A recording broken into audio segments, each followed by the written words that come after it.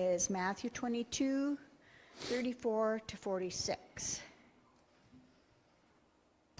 When the Pharisees heard that Jesus had silenced the Sadducees, they came together, and one of them, a teacher of the law, tried. "Teacher," he asked, "which is the greatest commandment in the law?" Jesus answered, "Love the Lord your God with all your heart, with all your soul, and with all your might. This is the greatest and the most important commandment. The second most important commandment is like it: love your neighbor as you love yourself. The whole law of Moses and the teachings of the prophets depend on these two commandments." When some Pharisees gathered together, Jesus asked them, "What do you think about the Messiah? Whose descendant is he?" "He is David's descendant," they answered. "Why then," Jesus asked, did the Spirit inspire David to call him Lord? David said, "The Lord said to my Lord, 'Sit here at my right side until I put your enemies under your feet.'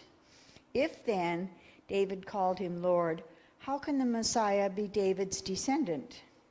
No one was able to give Jesus any answer, and from that day on, no one dared to ask him any more questions. So you have 2 days now, those of you who are not currently wearing a costume. Again, thank you, Leanne. You have 2 days, and Brendan, JC, you have 2 days to come up with a costume for Halloween. I suggest you be Martin Luther. No takers? You're probably, some of you are even probably sitting there thinking, "Hey, aren't we in the wrong church for that? Yeah, just up the street, we should be." You should want to be Martin Luther. This is the 500th anniversary of the Reformation on Tuesday. Okay, so it's Halloween as well, but it's also the 500th anniversary, 500 anniversary of the Reformation. And the reason they set that date is that that's the day that Martin Luther apparently took a list of, he had 95 theses, ideas that he wanted to argue, let's say, with the church about, and he nailed them to the door of the church in Wittenberg. He also sent them to the bishop, and that's the thing that we mark as the start of the Reformation. There were other people who did other things too, by the way. There was a few things before that, and people who said a few things. They mostly ended up burned at the stake. But Martin Luther was the first one. This point is that really it caught fire, and people started to do things, and then there was Calvin and Zwingli and all those guys after that. And that is the beginning of the Protestant Reformed tradition of the Lutheran Church as well. Right? So it's the 500th anniversary of that. So you should all be Martin Luther. No? Still no takers. How about this? There's a story making the rounds. I'm not entirely convinced that it's true, but there's a story. It's being reported that on Tuesday, the current Pope is going to declare Martin Luther a saint. So just think about that for a second. The guy who caused the schism in the church that broke the church into the Roman Catholic Church and Protestants could very well be made a saint by the current Pope of the Roman Catholic Church. So think about that. In 500 years, we've come to the point where even the Pope recognizes the power of what Martin Luther did. It took 500 years, but still. And it could also be that that story is making the rounds because the current Pope wants to do that and the rest of the Vatican are all going, That could be too. But the thing is, what Luther did was essentially question. He started off with indulgences. I don't know if you know what indulgences are. You're probably wishing we had those in the United Church. It's where you can buy your way out of sins. You just give us some money and your sins will be forgiven. And you'll go to heaven. And you can do that for relatives too, by the way. Anybody who's already passed away, if you're worried whether or not they got into heaven, you can just give me some money and I'll make that happen for you. That's what he was complaining about. That's what started the whole thing. But then there were other questions, there were other ideas, there were other things, let alone the very idea that you would question. Anybody want to be Martin Luther on Halloween yet? He did have a beard. He was also a very colorful character. He kind of off and on maybe. He was a very colorful character. He drank a lot, and he was not always the kindest person with his words. He could be actually quite sarcastic and acerbic with people that he was talking to, and quite cranky. Do you like him yet? I don't know if you saw this story recently. This is actually kind of fascinating in a ouch kind of way. But recently there was a huge story that they discovered his toilet. I'll tell you why this is significant. I'm not making this up, honestly. Google this, because it's true. They were excavating there was an archaeological site that they thought was his house, and they found his toilet. This is very exciting news, because, unfortunately, we're not sure exactly what he had, but Luther had some sort of digestive disorder. He might have even had colitis or Crohn's or something like that.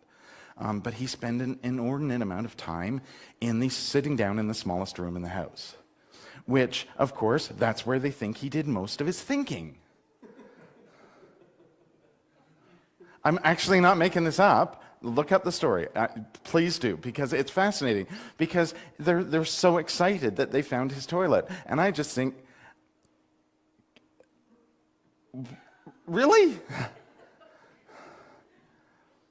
How about we just go with the things that he wrote down from his thinking? We don't need to know where he sat while he was thinking it. Do we, really? Do you like him yet? Yeah, he should still be a saint, because we all are. We all are. And that's the thing about Halloween, right? I mean, we get lots of characters, and we get, yes, ghosts and goblins, and Pat Robertson, of course, calls it the Night of Satan, and if you dress up on Halloween, you're a devil worshiper and all that kind of, come on. But that's not what it's all about at all. I think what it's all about is, it's attached to the whole sort of pagan ritual thing, but we did that. In the earliest days of the Christian church, we did that. We put Christian festivals intentionally on top of pagan festivals. First of all, because it would hopefully eventually lead to those pagan festivals dying out. But most importantly, because that was already a festival day. And if we can tie into that and connect with that and move it into something more sort of realistic thinking, wouldn't that be a good thing? Of course it would. And so All Hallows Eve, traditionally it's the night when the veil is thin, right, between this world and the next. But it is in fact called Halloween because it's All Hallows Eve, because of what the next day is. Not because of what the eve is, but because of what the next day is. The next day is the most important thing. It's All Saints' Day. It's a day we would celebrate all the saints. And not, I think, just the dead ones. We should celebrate all the saints. That would be you, as well as all of, that guy, for instance. Actually, that's a made-up one. That's part of the set for Hunchback. That's a made-up saint whose name is, I am not making this up, Saint Aphrodisias. Okay, but there are many saints. There are many saints in the Roman Catholic Church. Many Protestant churches still acknowledge saints. One of the most common names of United Churches, for example, is St. Andrew's, which is also the name of one of our seminaries. It's still a common usage, but we're still focusing on long dead people who we think did great things and were super and amazing and not at all ordinary. Here's another reason to like Martin Luther.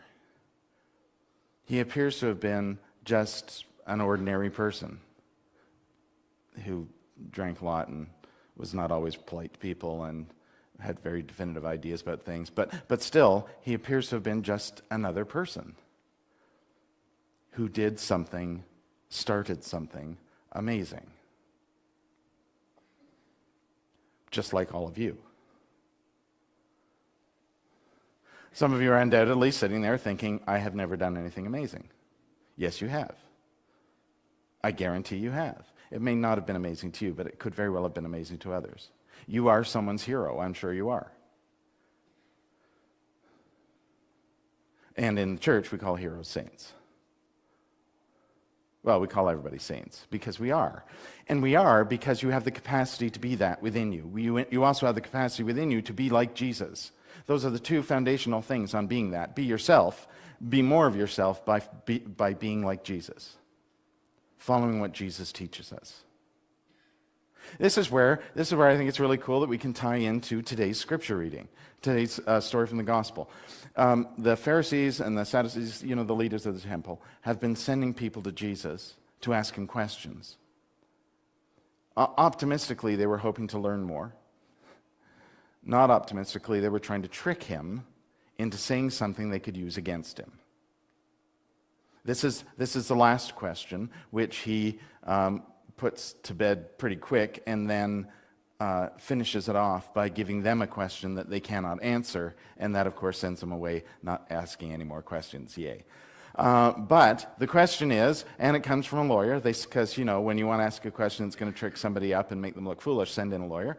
And that's not why. I think they sent a lawyer, and quite specifically says a lawyer, because he is asking a question of law. What is the greatest of the laws? There is only one right answer. You can't fudge it. There is only one right answer, and Jesus gives it. Love God. With all your heart, with all your mind, with all your soul. Love God. And you can just see that lawyer sort of starting to turn away, and Jesus going, and there's a second most important one that goes with that. Love your neighbor as yourself. So we look at that second thing. Love God is pretty straightforward, isn't it? I mean, you understand, if I said you should love God, that's pretty straightforward. You should love God. What does that mean exactly? Let's come back to that and move on to the second thing, because the second thing actually answers the first thing. Love your neighbor as yourself. So question number one is, who's my neighbor? That's pretty straightforward too. Everybody is your neighbor. Most especially the people you don't like. Most especially the people who you might be afraid of because you don't know anything about them or don't understand them. Most especially your enemies, they're your neighbors too. Love them. In other places, Jesus is very, very specific about what neighbors are. Love them. Love your neighbor. Excellent. So everyone go off and love that. Wait, that's not the whole story though, is it? Love your neighbor as yourself. Oh dear. You can just imagine everyone sitting around Jesus going, oh dear. So I have to love myself in order to love my neighbor. Oh no. Because, loving ourselves is the hardest thing we do, isn't it? We're real quick sometimes to have the highest expectations of ourselves. We're real quick to recognize when we failed. We're real quick to recognize we don't look or sound the way we ought to. Why? Well, because that's not about loving you. That's about paying too much attention to all of the standards of others that might be placed upon you. That's not the point. Love you, yourself. Love you. Well, how do you do that? That's tricky too. Because if I can't love myself, it's like, I think I've said this before, but it's kind of like when you're sitting on the plane and they're talking about the emergency features, and they say when the thing drops down, the oxygen mask drops down, put yours on first before you help the person next to you. That's because you can't help the person next to you if you can't breathe. So why would you love your neighbor if you cannot love yourself? How could you love your neighbor if you can't love yourself?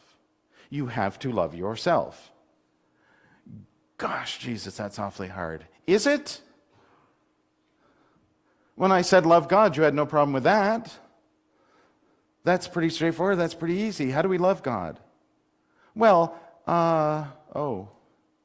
if you follow the law, there are various set protocols for worship and how you bring offerings to God. No, that's not what I mean. I think Jesus would say, that's not what I mean.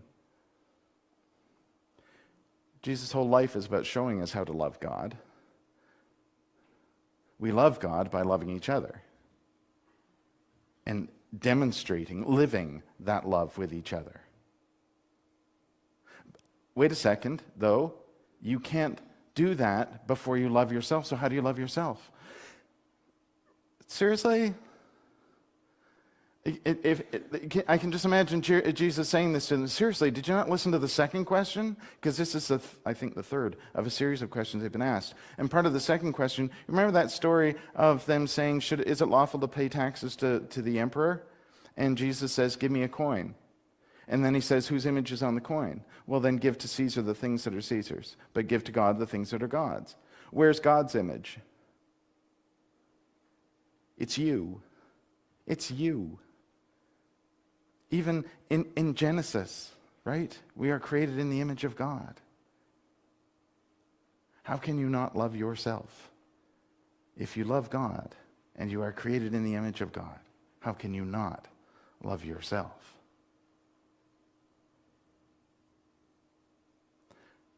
Love yourself, love your neighbors. It's not just about that sort of completely nebulous, ethereal thing that we call love. And it's not just about saying, if you behave like Jesus and do things like Jesus, you're good. No, you're not. That's just behavior. You got to put those two things together. The point of Jesus saying, love one another as I have shown you to love, isn't that you would behave like Jesus, it's that you'd be Jesus. Because you can. Because we are created in the image of God. It's also the thing that makes us one, no matter how much hard we try to break ourselves up, no matter how hard we try to build walls that allow us to discriminate against other people, to have enemies, to even hate others. No matter how hard we try, we are still one. Because there is love. To love God is to love your neighbor, is to love yourself, which is to love God. It's all about love. It's also very easy to say it's all about love and then not do it. But the whole thing has to be together. It has to work together. To live love is to go beyond just the behaviors of being nice to people, of forcing a smile and doing an act of kindness. There's more to it than that.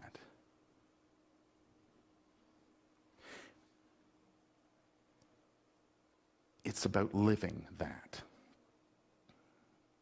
It's about living it. It isn't enough to just say, oh, I love everybody. It isn't enough to act kindly towards other people. It isn't enough to act like you think everyone's equal, and it doesn't matter what culture or tradition or faith tradition or race or whatever they come from. It's not enough to act that way. We need to put the two things together. It needs to become intrinsic to how we live. All of those things together are about what it means to love. To love God, to love our neighbor, to love ourselves. Anybody want to be Martin Luther yet? Seriously? I thought I could have swayed a few. You'll be Martin Luther? Did you say? One of his companions? That doesn't sound like it's all in to me. I think you need to go all in on it. I think you need that. No, I mean. Okay, you're just showing off now. So it's dangerous when you're talking, there's a theologian in the congregation. It's just. The thing about Luther, which I always find so striking, is that he's such a not saintly person by our definition of what it means to be a saintly person. He's not alone. He's in good company, though. Right? The chosen 12 were not super amazing saintly people right off the bat. They weren't. They were ordinary people. The first followers of Jesus, male or female, were just ordinary people who began to do some extraordinary things. I just described you, by the way. We're just ordinary people capable of extraordinary things. Yes, you are. We all are. And we do that by living into who we are and into Jesus being in us. When that becomes our life, we love God, we love our neighbor, we love ourselves. Whoever you dress up as on Halloween, whoever you pretend to be, you are still always you, and you are still always Jesus. Live into it.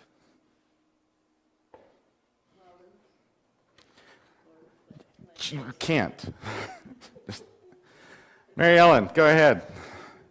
First of all, I want to say, I remember Frank Johnson saying one time at church here that every once in a while a minister gives a sermon that is a zinger. And he felt so good if he ever gave one that he thought was a zinger. That was a zinger.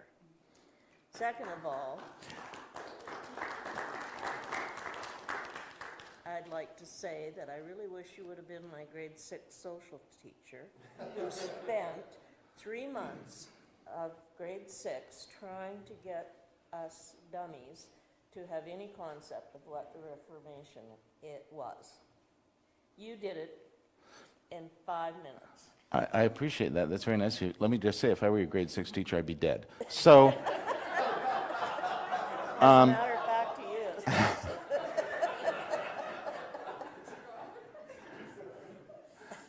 I appreciate that, Mary Ellen. I would just like to point out that Mary Ellen has, of course, also made my point, which is we started out today with Mary Ellen telling us she was a witch. And here she is being nice. So, yeah, talk about Reformation. That's a powerful Reformation right there. Keep going, Mary Ellen.